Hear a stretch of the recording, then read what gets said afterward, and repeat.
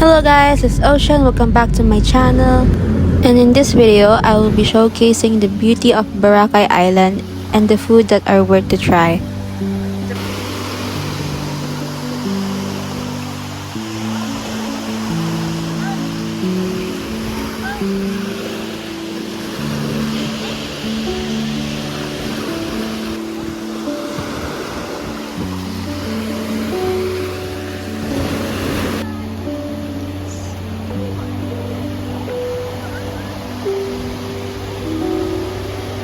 The first on the list is Castov Cafe Lay, and their frozen iced tea was nice.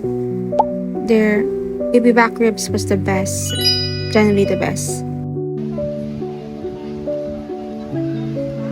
We have Yao Yao back in Manila, but you could never go wrong with Yao Yao. I love that there is a generous amount of meat inside this falafel. This was my first time trying poke, and I loved it.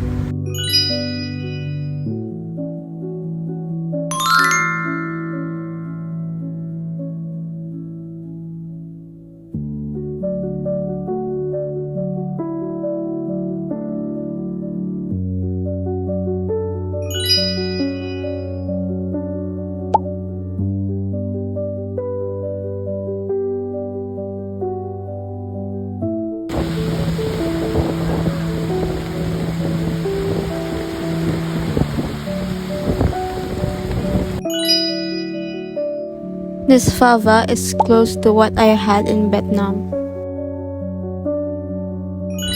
I was surprised with the serving. I mean, for its price, it has so many mozzarella and cheese and cilantro.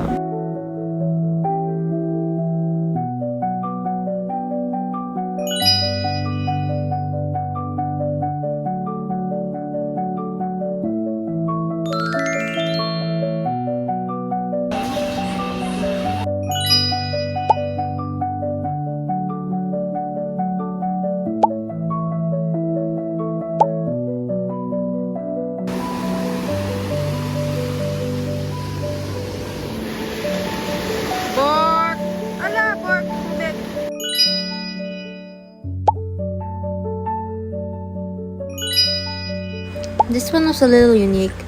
At first I thought it was weird, but then I realized it's just turon with no bananas.